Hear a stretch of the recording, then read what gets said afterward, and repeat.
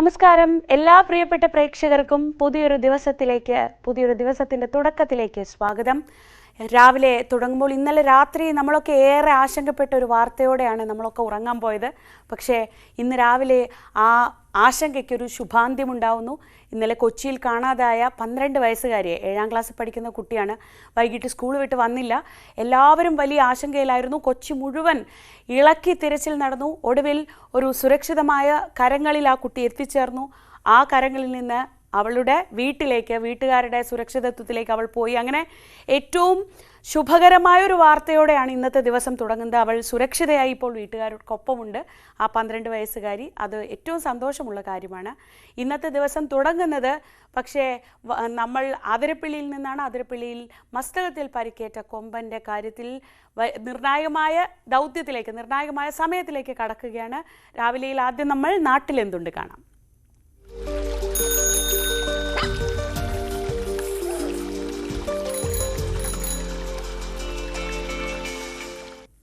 അതിരപ്പള്ളിയിൽ മസ്തകത്തിൽ മുറിവേറ്റ ആനയെ രാവിലെ തന്നെ മയക്കുവെടിവെക്കും. വനം വകുപ്പ് chief veterinary officer doctor Arun സക്കറിയുടെ നേതൃത്വത്തിലുള്ള സംഘം ആനയുടെ ആരോഗ്യസ്ഥിതി വിലയിരുത്തി. മയക്കുവെടിവെച്ച് തളച്ച ശേഷം കോടനാട് അഭയാരണ്യത്തിലേക്ക് ആനയെ കൊണ്ടുപോകും. ഡാനി പോൾ വിവരങ്ങളുമായി. Danny, good morning. രാവിലെ ഏറ്റവും ആദ്യം വേണ്ടിയിരുന്നത് ഈ ആന എവിടെയുണ്ട് എന്നറിയുകയായിരുന്നു. എന്തായാലും അത് വളരെ കൃത്യമായി ദൗത്യ സംഘത്തിന് ഇടപെടാൻ കഴിയുന്ന ഒരു സ്ഥലത്താണ് ഇപ്പോൾ ആനയുള്ളത് എന്നറിയുന്നു. അങ്ങനെയെങ്കിൽ ഇനി ദൗത്യത്തിലേക്ക് ഒരു നേരം വെളുക്കുക അത്രമാത്രമേ ആവശ്യമുണ്ടാവുള്ളൂ. എന്താണ് അവിടെ നിന്നുള്ള ഏറ്റവും പുതിയ വിവരങ്ങൾ?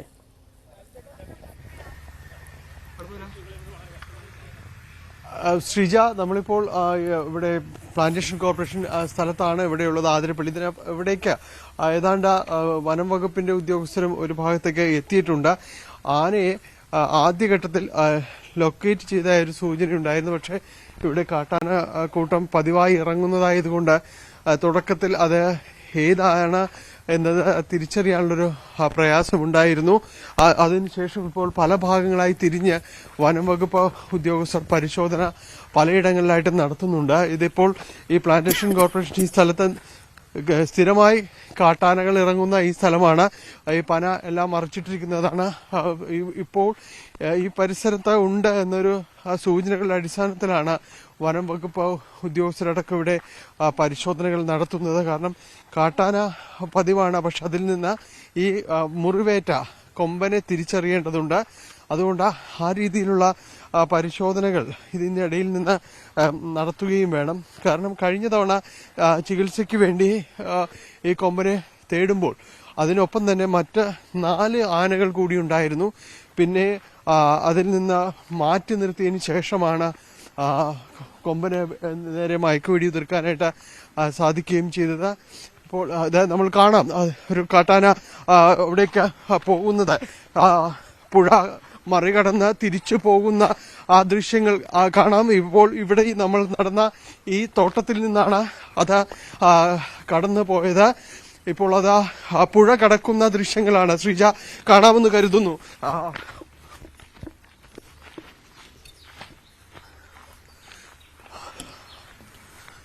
പുഴ കടന്ന് പ്ലാന്റേഷൻ കോർപ്പറേഷന്റെ ഭാഗത്തുണ്ടായിരുന്ന ആനയാണ് ഇപ്പോൾ പുഴ കടന്ന് തിരികെ അപ്പുറത്തെ സൈഡിലേക്ക് പോകുന്നത്. കാട്ടാനക്കൂട്ട ഒന്നിച്ചാണ് വന്നിരുന്നത്. കഴിഞ്ഞ തവണയും നമുക്ക് ഓർത്തെടുത്താൽ അറിയാം, കഴിഞ്ഞ തവണയും 3 ആനകൾ കൂടി ഉണ്ടായിരുന്നു ഈ ആനയ്ക്കൊപ്പം. അവരിൽ നിന്ന് ഈ ആനയെ മാറ്റി നിർത്തിയ ശേഷമായിരുന്നു അന്ന് മയക്കുവെടി വെച്ചത്. ഇപ്പോൾ ആ കാട്ടാനക്കൂട്ടം മറ്റ് 2 ആനകളെ കൂടി നമുക്ക് കാണാം. അതിൻ്റെ കൂടെ ഈ മസ്തകത്തിൽ പരിക്കേറ്റ കൊമ്പൻ കൂടി ഉണ്ടെന്നാണ് കരുതുന്നത്. അവർ തിരികെ പുഴ കടന്ന് മറുവശത്തേക്ക് പോവുകയാണ്. ഡാനി അവിടെ എത്തിക്കാണുമെന്ന് ഞാൻ വിചാരിക്കുന്നു. ഡാനിക്ക് അങ്ങോട്ട് നടക്കാനുള്ള ഒരു സമയം തന്നാണ്. അതായത് കഴിഞ്ഞ തവണ ഈ ഭാഗത്ത് വെച്ച് തന്നെയല്ലേ ഈ ആനയെ മയക്കുവെടി വെച്ചിരുന്നത്? ഇതേ ഭാഗത്തായിരുന്നില്ലേ?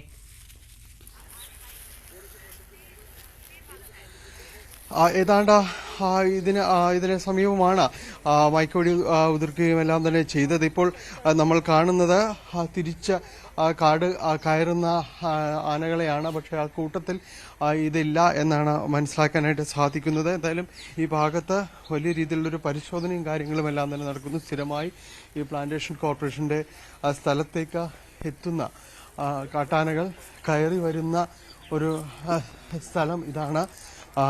ഈ ഭാഗത്തേക്കാണ് ഇപ്പോൾ വനം വകുപ്പിന്റെ ഒരു കൂടുതലായിട്ടുള്ളൊരു പരിശോധനയും കാര്യങ്ങളും എല്ലാം തന്നെ നടക്കുകയും ചെയ്യുന്നത്.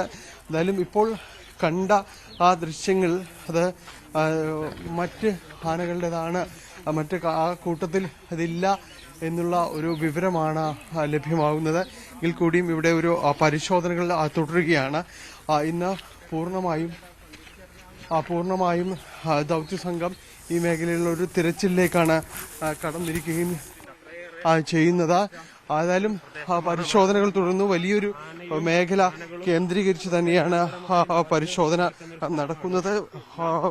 ഇവിടുത്തെ ഒരു വലിയ രീതിയിലുള്ള ഒരു പരിശോധനകൾ നടത്തുന്നുണ്ട്. പക്ഷേ ഇതുവരെയും ആനയെ കണ്ടെത്താനായിട്ട് സാധിച്ചിട്ടില്ല. ഏതായാലും അത്തരമുള്ള ഒരു പരിശോധനകളും കാര്യങ്ങളും എല്ലാ ഭാഗത്തും തുടരുന്നു. എണ്ണപ്പന തോട്ടത്തിന്റെ ചേർന്നുള്ള ഈ പുഴയുടെ തീരത്താണ് സാധാരണ ഇവ കാണുന്നത്. അവിടെയാണ് ഇപ്പോൾ വനം വകുപ്പ് ഒപ്പം ഈ ദൗത്യ സംഘത്തിന്റെ ഭാഗമായിട്ടുള്ളവർ എല്ലാവരും തന്നെയുള്ള ഒരു പരിശോധന ഈ മേഖലയിൽ നടക്കുകയും ചെയ്യുന്നത്. എന്തായാലും ഇന്ന് ആനയെ ലൊക്കേറ്റ് ചെയ്യാൻ കഴിയും എന്ന പ്രതീക്ഷയിലാണ് മറ്റ് കുങ്കിയാനകൾ ഉൾപ്പെടെയുള്ള എല്ലാവരും തന്നെയും സജ്ജീകരിച്ചിട്ടുണ്ട്. ഇതിൽ പൂർണ്ണമായും തന്നെ ഇന്ന് ഈ ദൗത്യം പൂർത്തിയാക്കാൻ കഴിയും എന്നാണ് അവർ പ്രതീക്ഷിക്കുന്നത്. പക്ഷേ നേരത്തെ ആദ്യഘട്ടത്തിൽ ആനയെ ലൊക്കേറ്റ് ചെയ്തതായിട്ടുള്ള സൂചനകൾ ഉണ്ടായിരുന്നു. പക്ഷേ ഇപ്പോൾ അതങ്ങനെയല്ല എന്നാണ് മനസ്സിലായിരിക്കുന്നത്. മറ്റ് കാട്ടാനക്കൂട്ടങ്ങൾക്ക് ആന പതിവായിട്ട് ഈ സമയത്ത് ഇവിടെയൊക്കെ എത്തുന്നതാണ്. മറ്റ് കാട്ടാനക്കൂട്ടങ്ങളാണ് ഉണ്ടായിരുന്നത്. അതിൽ ഈ മുറിവേറ്റ കൊമ്പനില്ല എന്നുള്ളൊരു സ്ഥിരീകരണത്തിലേക്ക് വന്നിരിക്കുന്നു. അപ്പോൾ കൂടുതൽ പരിശോധന മറ്റിടങ്ങളിൽ വനംവകുപ്പിൻ്റെതായിട്ടെല്ലാം തന്നെ നടക്കുകയാണ്. അതിലും ഈ പുഴ കടന്ന് ഇത് തിരിച്ച് പോയിരിക്കുന്നു. ശ്രീജ, മറ്റ് നമ്മളിവിടെ എത്തുമ്പോൾ ഏതാണ്ട് 5ഓളം ആനകൾ ഉണ്ടായിരുന്നു. അത് പുഴ കടന്നിപ്പോൾ ഇതിനപ്പുറത്തേക്ക് പോയിരിക്കുന്നു. അതിൽ ഈ മസ്തകത്തിൽ മുറിവേറ്റ കാട്ടാനയില്ല എന്നാണ് മനസ്സിലാക്കാനായിട്ട് സാധിക്കുന്നത്. അതിനുവേണ്ടിയുള്ള തിരച്ചിൽ തുടരുകയാണ്. പൂർണ്ണമായും തന്നെ ഈ ദൗത്യസംഘം ഇതിനൊപ്പം രാവിലെ മുതൽ തന്നെ തിരച്ചിൽ തുടർന്നു. ഡോക്ടർ അരുൺ സക്രിയുടെ നേതൃത്വത്തിലുള്ള 4 അംഗ ഡോക്ടർമാർ, അതോടൊപ്പം തന്നെ 120ഓളം ഈ ദൗത്യ സംഘം എന്ന് പറയുന്ന 120ഓളം പേരടങ്ങുന്നൊരു സംഘം പല മേഖലകളായി തിരിച്ചുള്ള തിരച്ചിലും കാര്യങ്ങളും എല്ലാം തന്നെ പുരോഗമിക്കുകയാണ്. ഇന്ന് ഈ ദിവസം കൊണ്ട് തന്നെ പരമാവധി ഈ രാവിലത്തെ ഈ സമയം വലിയ ചൂടിലേക്കും കാര്യങ്ങളിലേക്കും എല്ലാം എത്തുന്നതിന് മുൻപ് തന്നെ ഈ ദൗത്യം പൂർത്തീകരിക്കുക എന്നതാണ് അവർ ലക്ഷ്യമിടുന്നത്. മറ്റ് സജ്ജീകരണങ്ങളെല്ലാം തന്നെ ഒരുക്കമായി DFOയുടെ മറ്റ് നേതൃത്വത്തിലുള്ള പൂർണ്ണമായൊരു സംഘം ഇവിടെ എത്തിയിട്ടുണ്ട്. അവർ തിരച്ചിലടക്കം തുടരുകയും ചെയ്യുന്നുണ്ട്. കോടനാട് ഈ അഭയാരണ്യ കേന്ദ്രത്തിൽ ആനയുടെ ആ ഒരു കോഡ് അതെല്ലാം തന്നെ തയ്യാറായി കഴിഞ്ഞിരിക്കുന്നു. ഇത് ഇന്ന് മയക്കുവെടി വെച്ചാൽ കുങ്കിയാനകളുടെ സഹായത്തോടെ ലോറിയിലേക്ക് കയറ്റുകയും തുടർന്ന് മലയാറ്റൂർ വഴി അഭയാരണ്യ കേന്ദ്രത്തിലേക്ക് എത്തിക്കുകയുമാണ് ലക്ഷ്യമിടുന്നത്.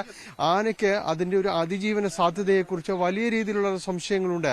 കാരണം അതിന്റെ ആരോഗ്യസ്ഥിതി വളരെ മോശമായ ഒരു സാഹചര്യമാണ്. അതുകൊണ്ട് മയക്കുവെടി ഏറ്റാൽ തന്നെ ഒരു പക്ഷേ കുങ്കിയാനകൾ ഉപയോഗിച്ച് നീക്കുകയും മാറ്റാൻ കഴിഞ്ഞില്ലെങ്കിൽ ക്രെയിൻ വരെ ഉപയോഗിക്കാവുന്ന ഒരു സാഹചര്യവും സാധ്യതയും എല്ലാം തന്നെ പ്രയോജനപ്പെടുത്തുമെന്ന് പറഞ്ഞിട്ടുണ്ട്. അങ്ങനെ പൂർണ്ണ സജ്ജമായ ഒരു ഓപ്പറേഷനാണ് രാവിലെ നടക്കുക. നമുക്ക് അതിലേക്ക് ഒരു പരിമിതമായ രീതിയിൽ മാത്രമേ പോകാൻ കഴിയൂ. പലയിടത്തും ചെക്ക് പോസ്റ്റിൽ പൂർണ്ണമായും ആളുകളെ തടഞ്ഞിട്ടുണ്ട്. അവിടെ മറ്റുള്ളവർക്കും പ്രവേശനമില്ല എന്ന് അറിയിച്ചിട്ടുണ്ട്. വനത്തിനകത്ത് നടക്കുന്ന ഈ മേഖലയിൽ കുറെ കൂടി ഈ പ്ലാന്റേഷൻ കോർപ്പറേഷന്റെ ഭാഗത്തോട് ചേർന്നുള്ള പ്രദേശങ്ങളിൽ വലിയ നിയന്ത്രണമില്ല. ആനകൾ ഈ മലയിറങ്ങി വനമിറങ്ങി ഇങ്ങോട്ട് വരുന്ന ഇടങ്ങളാണ് ഇതെല്ലാം തന്നെ.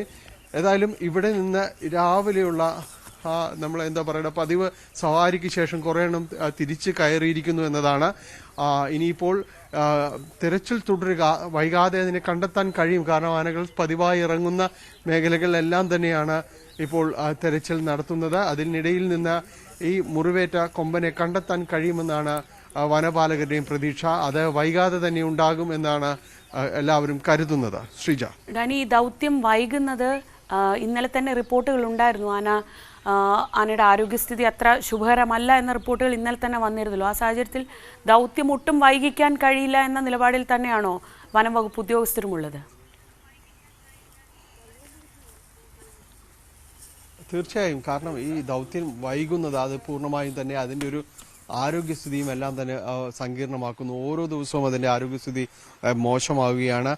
ഇപ്പോൾ പറയുന്നത് പോലെ ആദ്യഘട്ടത്തിൽ തന്നെ ഇതാണ് നടപ്പാക്കിയിരുന്നെങ്കിൽ ഒരുപക്ഷെ പൂർണ്ണമായും ആന രക്ഷപ്പെടാനുള്ള എല്ലാ സാധ്യതയും ഉണ്ടായിരുന്നു. പക്ഷെ ഇപ്പോൾ അത്തരമൊരു സാധ്യതയല്ല നിലനിൽക്കുന്നത് എന്നത് ഒരു പരമമായ സത്യമാണ്. കാരണം ഈ മയക്കുവെടിയെ അതിജീവിക്കാൻ എത്ര കണ്ടതിന് സാധ്യമാകും എന്നതെല്ലാം തന്നെ വലിയ ചോദ്യമാണ്.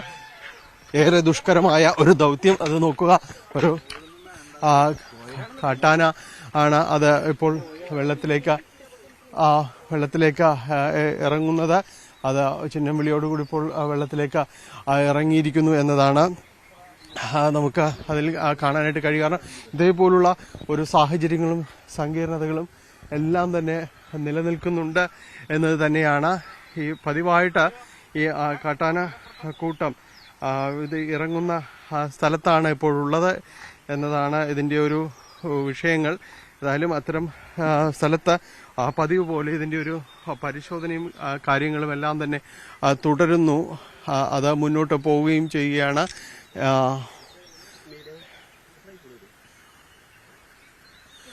ശ്രീജ, മറ്റൊരു കൊമ്പൻ കൂടി ഇപ്പോൾ കാട്ടിലേക്ക് കയറുകയാണ്.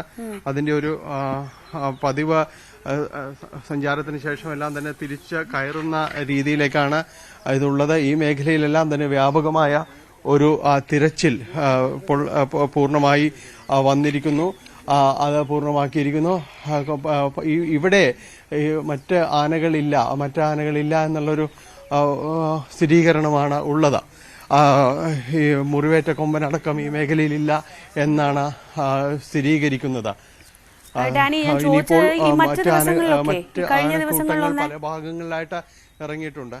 ഡാനി, കഴിഞ്ഞ ദിവസങ്ങളിലൊക്കെ ഈ മുറിവേറ്റ കൊമ്പൻ, പരിക്കുള്ള കൊമ്പൻ അധികം ദൂരേക്ക് പോകുന്നുണ്ടായിരുന്നില്ലല്ലോ. അത് ഈ പരിസരത്തൊക്കെ നിൽക്കുകയായിരുന്നു. അതിന് കാട് കയറാനുള്ള ആരോഗ്യമില്ല എന്നായിരുന്നു ഒരു നിഗമനം. ഇതിനിടയിൽ എപ്പോഴാണ് ഈ നിരീക്ഷണ വലയത്തിൽ നിന്ന് ഈ ആന പുറത്തേക്ക് പോയത്?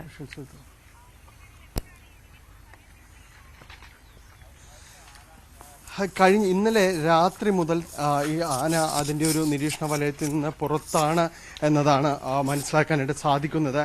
കഴിഞ്ഞ ദിവസങ്ങളിൽ ഈ ആന ജനവാസ മേഖലയിലേക്ക് എത്തിയെങ്കിലും അതിനുശേഷം ഈ ആന രാത്രിയോടുകൂടി മറ്റിടങ്ങളിലേക്ക് പോയി. ജനവാസ കേന്ദ്രങ്ങളിലെത്തുമ്പോൾ വളരെ പെട്ടെന്ന് അതിനെ കാണാനും കാര്യങ്ങളുമെല്ലാം തന്നെ സാധിക്കും. പക്ഷെ ഇതുപോലുള്ള മേഖലകളുണ്ട്. ഇതുപോലുള്ള സ്ഥലങ്ങളിൽ തൊട്ട് അപ്പുറത്തെ വശത്താണെങ്കിൽ കൂടിയും അത് വനമേഖലയാണ്.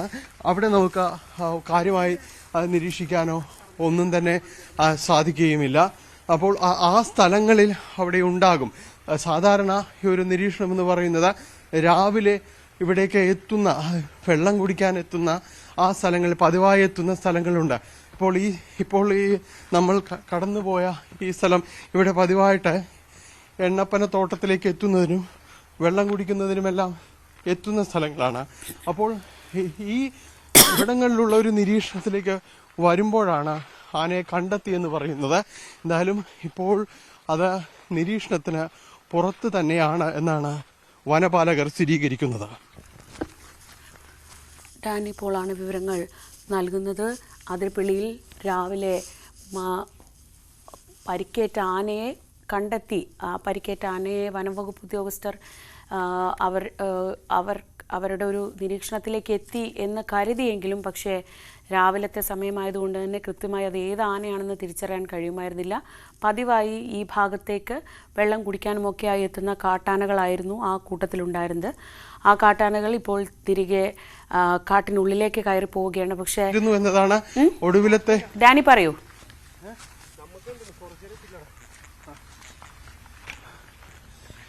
ശ്രീജ, ആനയെ ഇപ്പോൾ മനസ്സിലാക്കുന്നതനുസരിച്ച് ആനയെ ലൊക്കേറ്റ് ചെയ്തു എന്ന ഒരു വിവരം കൂടി ലഭിക്കുന്നുണ്ട്. അത് ഒരു ഔദ്യോഗിക സ്ഥിരീകരണത്തിലേക്ക് വരണം. നമുക്ക് കാത്തിരിക്കാം. അങ്ങനെ ഔദ്യോഗിക ഒരു സ്ഥിരീകരണം ഉണ്ടാവുമോ എന്ന് കാത്തിരിക്കാം. എന്തായാലും ആ ആനയെ കണ്ടെത്തിയാൽ ഉടൻ തന്നെ ദൗത്യത്തിലേക്ക് വനംവകുപ്പ് സംഘം കടക്കും. സർവ്വസജ്ജമായ വനംവകുപ്പ് ഉദ്യോഗസ്ഥരുടെയും ഡോക്ടർമാരുടെയും സംഘമാണിപ്പോൾ ആ ഭാഗത്തുള്ളത്. 120ഓളം പേർ സംഘത്തിലുണ്ട്. ഈ ആനയ്ക്ക് എത്രയും പെട്ടെന്ന് ചികിത്സ ലഭ്യമാക്കുക എന്നത് അത്യാവശ്യമുള്ള കാര്യമാണ്. ആരോഗ്യനില അത്ര നല്ല അവസ്ഥയിലല്ല ഈ ആനയുടെ ആരോഗ്യമുള്ളത്. അതുകൊണ്ട് തന്നെ എത്രയും പെട്ടെന്ന് ചികിത്സ നൽകേണ്ടതുണ്ട്. ഈ ആനയെ ലൊക്കേറ്റ് ചെയ്തു എന്നാണെങ്കിൽ ഇനി അടുത്ത നടപടി മയക്കുവെടി വെക്കുക. അതിന് അനുയോജ്യമായൊരു സ്ഥലത്താണോ ഈ ആന ഉള്ളത്? അതുകൂടി അറിയേണ്ടതുണ്ടല്ലോ.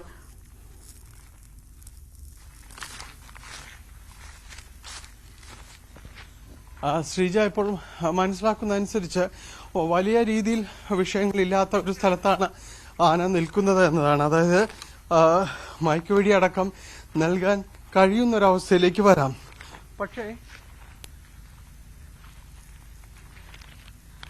പക്ഷെ അതിനുശേഷം ഇവിടെ നിന്ന് ഈ ആനയെ കൊണ്ടുപോകേണ്ടതുണ്ട്. അതിന് കുങ്കിയാനകൾ എത്തിക്കണം. അതോടൊപ്പം തന്നെ ഒന്നുകിൽ ലോറിയിലേക്ക് മാറ്റണമെങ്കിൽ അടക്കമുള്ള ഒരു സംവിധാനങ്ങൾ അവിടെ ഒരുക്കണം. ആ സാഹചര്യം കൂടി ഒരുക്കേണ്ടതുണ്ട്. അപ്പോൾ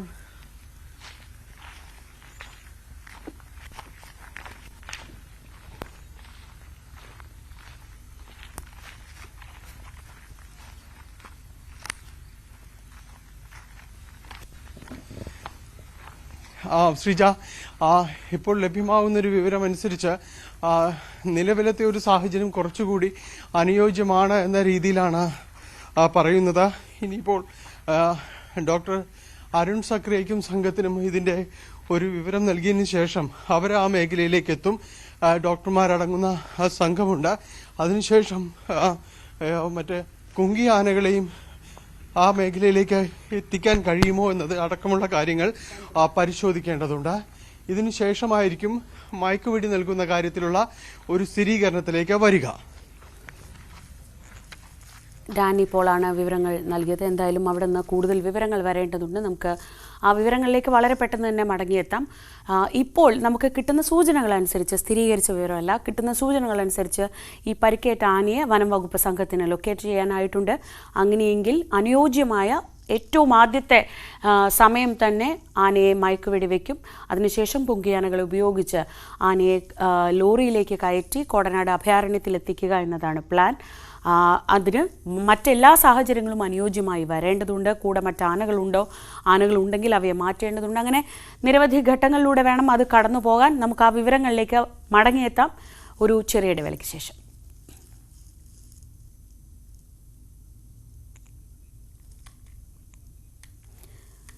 ശരി, ഇടവേളയ്ക്ക് മുമ്പ് മറ്റ് ചില വാർത്തകൾ കൂടി നോക്കാം. പത്തനംതിട്ട പെരുന്നാട് ഇന്ന് CPM ആഹ്വാനം ചെയ്ത ഹർത്താലാണ്. രാവിലെ 6 മണി മുതൽ ഉച്ചയ്ക്ക് 2 മണി വരെയാണ് ഹർത്താൽ. CITU പ്രവർത്തകൻ ജിതിന്റെ കൊലപാതകത്തിൽ പ്രതിഷേധിച്ചാണ് ഹർത്താൽ. ജിതിന്റെ സംസ്കാര ചടങ്ങുകൾ ഇന്നാണ്. രാവിലെ മുതൽ പെരുന്നാട് ലോക്കൽ കമ്മിറ്റി ഓഫീസിൽ പൊതുദർശനവും ഉണ്ടാകും. ശശി നാരായണൻ വിവരങ്ങളുമായി. ശശി, കഴിഞ്ഞ ദിവസമാണ് ജിതിൻ ഒരു തർക്കത്തിനൊടുവിൽ കൊല്ലപ്പെടുന്ന സാഹചര്യം ഉണ്ടാവുന്നത്. ഇപ്പോൾ CPM-ന്റെ ഹർത്താലുണ്ട്. എന്താണ് അവിടെ നിന്നുള്ള ഏറ്റവും പുതിയ വിവരങ്ങൾ? ശ്രീജ, റാന്നി പെരുന്നാട് ജിതിന്റെ കൊലപാതകവുമായി ബന്ധപ്പെട്ട് ഹർത്താൽ ആരംഭിച്ചിരിക്കുന്നു. പ്രാദേശികമായ ഹർത്താലാണ്. 2 മണി വരെയാണ് ഹർത്താലുള്ളത്.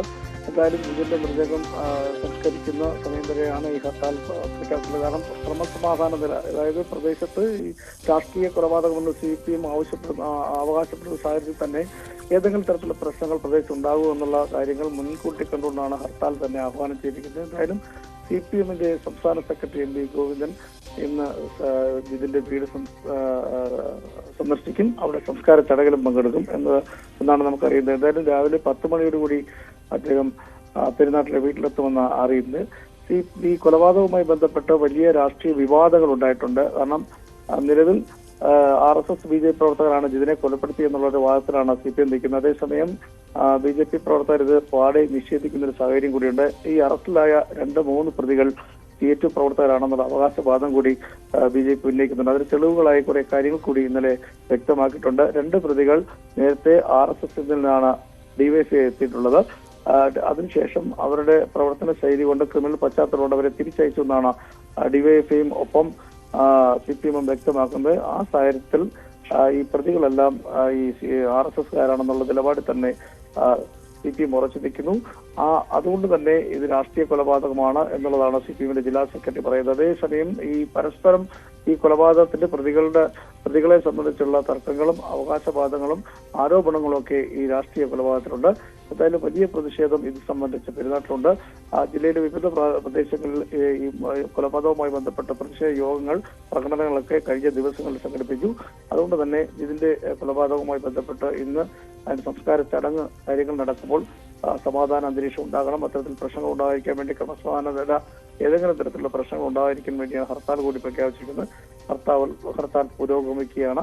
എന്തായാലും 10 മണിയോട് കൂടി ഗോവിന്ദന്റെയും CPMന്റെ CPMന്റെ സംസ്ഥാന സെക്രട്ടറി MP ഗോവിന്ദൻ പെരുന്നാട്ടിലെത്തുമെന്നാണ് അറിയുന്നത്. ശ്രീജ. ശരി, ശശിനാരായണനാണ് വിവരങ്ങൾ നൽകിയത്. പെരുന്നാട് CITU പ്രവർത്തകൻ ജിതിൻ്റെ മരണത്തിൽ പ്രതിഷേധിച്ച് ഇന്നാണ് ജിതിൻ്റെ സംസ്കാരം നടക്കുന്നത്. ഇന്ന് അതിൽ പ്രതിഷേധിച്ച് CPM ഹർത്താൽ ആചരിക്കുകയാണ്. കാസർകോട്ടെ പുകയിലപ്പാടങ്ങളെല്ലാം വിസ്മൃതിയിലേക്ക് മറയുകയാണ്. ഉപയോഗത്തിന് സർക്കാർ നിയന്ത്രണം ഏർപ്പെടുത്തിയതും കൃഷിയിലേക്ക് പുതിയ തലമുറ എത്താത്തതുമാണ് കാരണം. കർഷകരെ സംരക്ഷിക്കുന്നതിനായി ബദൽ സംവിധാനം ഒരുക്കണമെന്ന ആവശ്യം ഉയരുന്നുണ്ട്. നോക്കത്താ ദൂരത്ത് നീണ്ടുകിടക്കുന്ന പുകയിലപ്പാടങ്ങൾ കാസർകോട്ടെ കാഴ്ചയായിരുന്നു. എന്നാൽ ഇനി ഈ കാഴ്ച അധികനാൾ ഉണ്ടാകില്ലെന്നാണ് ഇവിടുത്തെ പുകയില കർഷകർ പറയുന്നത്. പനയാൽ, കുണിയ, പെരിയ, കല്യോട്ട്, തന്നിത്തോട് ഭാഗങ്ങളിലെ നാമമാത്രമായ കർഷകരാണ് ചപ്പ് എന്നറിയപ്പെടുന്ന പുകയില കൃഷി ചെയ്യുന്നത്. വർഷങ്ങൾക്ക് മുമ്പ് ബേക്കൽ കോട്ടയുടെ തെക്കുംഭാഗം മുതൽ ചേറ്റുകുണ്ട് വരെ കടൽ തീരത്തോട് ചേർന്നുള്ള വയലുകൾ വിശാലമായ പുകയിലപ്പാടങ്ങളായിരുന്നു. അജാനൂർ, പള്ളിക്കര, പുല്ലൂർ, പെരിയ, കോടോംബേളൂർ, പനത്തടി, ഉദുമ പഞ്ചായത്തുകളിലും കാഞ്ഞങ്ങാട് നഗരസഭയിലുമുള്ള ധാരാളം കർഷകർ പുകയില കൃഷി ചെയ്തിരുന്നു. എന്നാൽ ഇവിടങ്ങളിലൊക്കെ പുകയില കൃഷി ഇന്ന് പേരിന് മാത്രമായിരിക്കുന്നു. പുതുതലമുറ കൃഷിയോട് വലിയ താൽപ്പര്യം കാണിക്കാത്തതാണ് ഒരു കാരണം. പുകയില ഉപയോഗത്തെ സർക്കാർ പ്രോത്സാഹിപ്പിക്കാത്തതും കർഷകരെ കൃഷിയിൽ നിന്ന് പിന്തിരിപ്പിച്ചു. കർണാടകയാണ് ഇപ്പോൾ പ്രധാന വിപണി. പുകയില കർഷകരെ സംരക്ഷിക്കാൻ ബദൽ പദ്ധതികൾ ഒരുക്കണമെന്ന ആവശ്യമാണ് ഉയരുന്നത്. ശല്യങ്ങൾ ഭയങ്കര ശല്യങ്ങളാണല്ലേ, സൂക്കടും കീടങ്ങളും എല്ലായിട്ട് പുഴു, പച്ചപ്പുഴു, അത് ഭയങ്കര ശല്യം. അല്ല കംപ്ലീറ്റ് തിന്ന് വിൽപ്പന കർണാടകയിൽ കൊണ്ടുപോകുന്നവർ. ഇവർ കേരളത്തിൽ വന്നാൽ പെടുന്നില്ല. കർണാടകയിലാണ് അധികം. പരമ്പരാഗതമായിട്ട് തന്നെ. നവംബർ, ഡിസംബർ മാസങ്ങളിൽ ആരംഭിക്കുന്ന കൃഷിയുടെ വിളവെടുപ്പ് മാർച്ച്, ഏപ്രിൽ മാസങ്ങളിലാണ്. പാകമായ തൈകളുടെ തല കൃത്യസമയത്ത് വെട്ടി നിർത്തണം.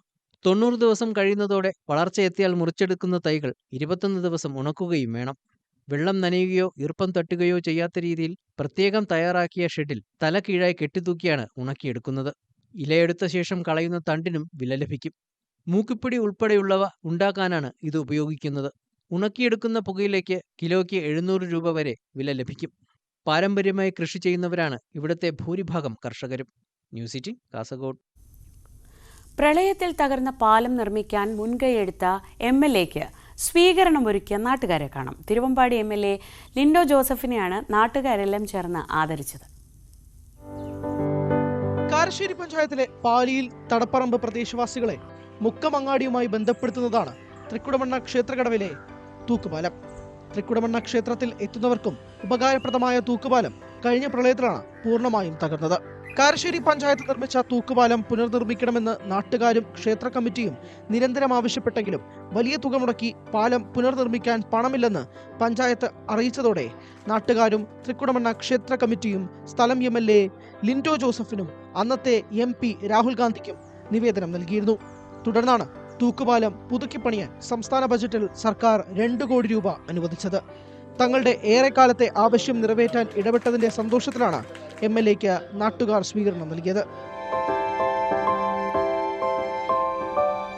നടപടികൾ പൂർത്തീകരിച്ച് 1 വർഷത്തിനകം പാലം പണി പൂർത്തിയാക്കി നാടിന് സമർപ്പിക്കുമെന്ന് MLA പറഞ്ഞു. വളരെ വേഗത്തിൽ പദ്ധതി നടപ്പിലാക്കണമെന്നുള്ളതാണ് നമ്മൾ ആഗ്രഹിക്കുന്നത്. വരാൻ വേണ്ടി പോകുന്ന ശിവരാത്രി മഹോത്സവത്തിന്റെ ഭാഗമായി നടക്കുന്ന സംഘാടക സമിതിയിൽ MLA എന്ന നിലയിൽ ഇപ്പോൾ ഉറപ്പു നൽകിയിട്ടുള്ളത് വരുന്ന ശിവരാത്രി 2026 ശിവരാത്രി മഹോത്സവത്തിന് മുന്നോടിയായി ഈ പ്രവൃത്തി പൂർത്തീകരിച്ച് നാടിന് സമർപ്പിക്കണമെന്നാണ് ആഗ്രഹിക്കുന്നത്. സ്കൂൾ വിദ്യാർത്ഥികൾ ഉൾപ്പെടെ നിരവധി ആളുകൾ ഉപയോഗിച്ചിരുന്ന തകർന്ന പാലം പുതുക്കിപ്പണിയാൻ സാഹചര്യം ഒരുങ്ങിയതിൽ നാട്ടുകാരും സന്തോഷം പങ്കിട്ടു. തൃക്കുടമണ്ണ തൂക്കുപാലത്തിന് വേണ്ടി 2 കോടി അനുവദിച്ച അതിൽ വളരെയധികം സന്തോഷമുണ്ട്. നമ്മുടെ MLAക്ക് പ്രത്യേകം അഭിനന്ദനം രേഖപ്പെടുത്തുകയാണ്. ക്ഷേത്രം ഭാരവാഹികളും ജനപ്രതിനിധികളും ചടങ്ങിൽ പങ്കെടുത്തു. ന്യൂസ് 18 മുക്കം. ഇനി നമുക്ക് നല്ല വാക്ക് കേൾക്കാം.